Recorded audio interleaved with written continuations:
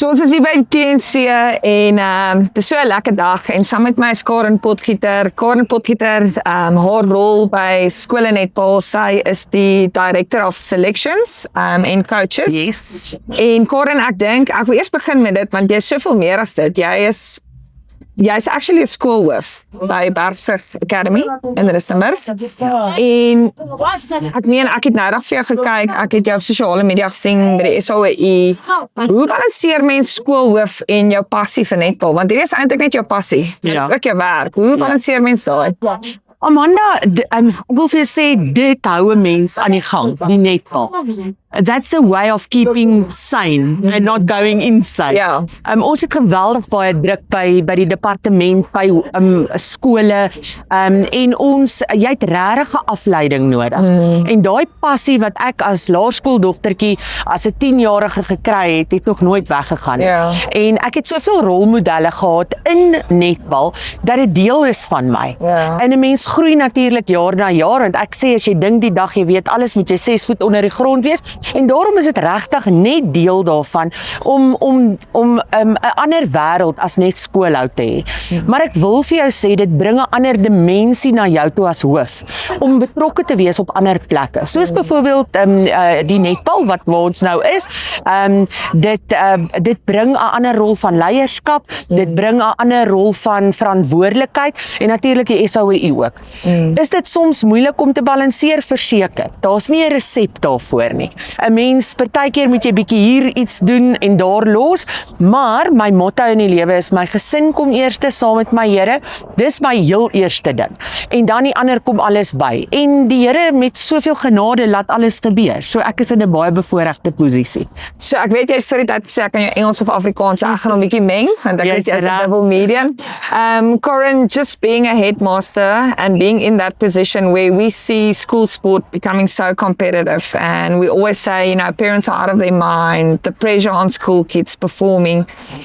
Stepping away from that space of a headmaster, where do you think we're starting to lose balance in terms of player development and as parents and the pressures, and what do you think is really instrumental for us moving forward? Well, I think the first thing is that we need to start focusing on back to enjoyment. Why are we doing sport? We are doing it to enjoy it, to get out of the classroom, to get out of the house. And I must tell you, my honest opinion is that parents are living their dream through their children. And this is my problem. And the moment that we stop looking and buying children from all over, and start looking at the people that we have and start developing in your own school, in your own province, then we are going to get somewhere. Parents think that their children must do what they did. I was in a privileged position as a child that I played netball on high levels. I did athletics, I did cross country, swimming, everything. And I had extremely dedicated parents, that they were always there for me, but they didn't live their dream in me. They supported me. When I decided I'm going to stop with this, they asked me why. Is there a reason for? And then I said yes, and what we discussed it, and then we moved on. But the main thing is that my parents were there for me and not for themselves. And I think that's the main thing. I think we are losing the plot with this competitiveness that everything must go regarding winning. And now I want to go back into myself as being a principal at a school. We need to look at that as well. Winning isn't everything. There's lots of things that you can track yourself on to see if you are improving. If I look at my rugby, in a rugby perspective at my school, we've moved up in 3 leagues in 5 years' time. We're not the winners or the league winners or whatever, but we are moving up. We can see our numbers are climbing of our players that is being selected into provincial teams with all my sports. And that is also a way of competitive. The way that you are developing your people at your school. the way that you are developing your children at the school. It's not necessarily about a badge or a trophy or what you are winning. It's about what you are doing with the child that they can take along with them, being a life lesson for themselves. Yeah. Yeah. Karin, I want to touch a little bit on your role in the TNC this week, more specifically as the Director of Selections. What does that job entitle, and what do you need to do sitting in that seat right now? Yeah. Amanda, I must tell you, I think it's a fantastic competition to get the growth of our under 18 players. So this is usually our matrix. Some of them, we only have the under 18s currently here. Previously, we had the under 17s as well. But the under 18s are going to universities next year. So this is a very good challenge for them to walk over from the one side to the other side, see how the seniors are doing things. So what we are doing, we are still identifying our talent, the top 35. And then we also have 21 players that's going to play trials with the seniors, with the under 19s and under 20s playing trials.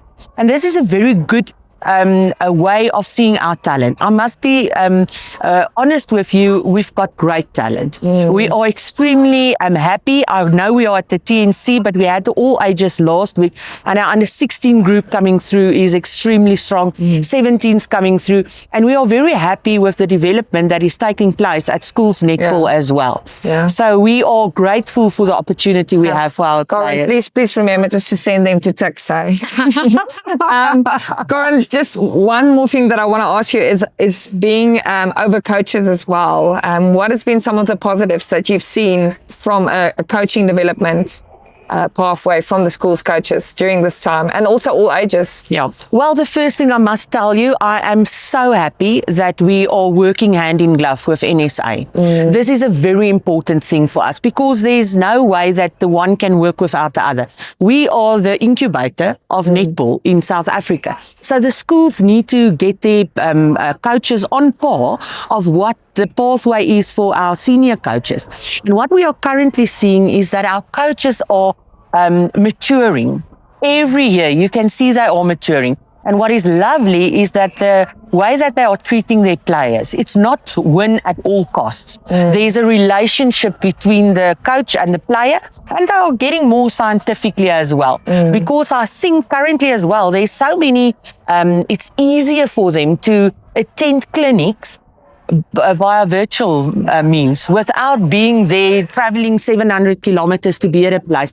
So I can see the development in our coaches also taking place. And of course, they are here with their hearts because they are leaving everything behind. Their families are at home, their children are at home, but they are here giving time and effort into the future of South Africa's netball. Sure. Karin, I want to say thank you for your time and just picking your brain. And we want to say thank you for what you do to school sports and to netball specifically. Former Northwestern myself, and I want to say thank you for the investment that you're doing within that province as well, and we can see your hand. And yeah, I just want to say thank you from everybody in South Africa for what you do, and keep on doing the good work that you're doing. Thank you. I really appreciate this. You know, sometimes we had this discussion this morning about, are you still where you're supposed to be? And maybe this is just a sign that you just spoke to me about it, and I really appreciate that. Thanks so much, Amanda. Thanks. Thank you.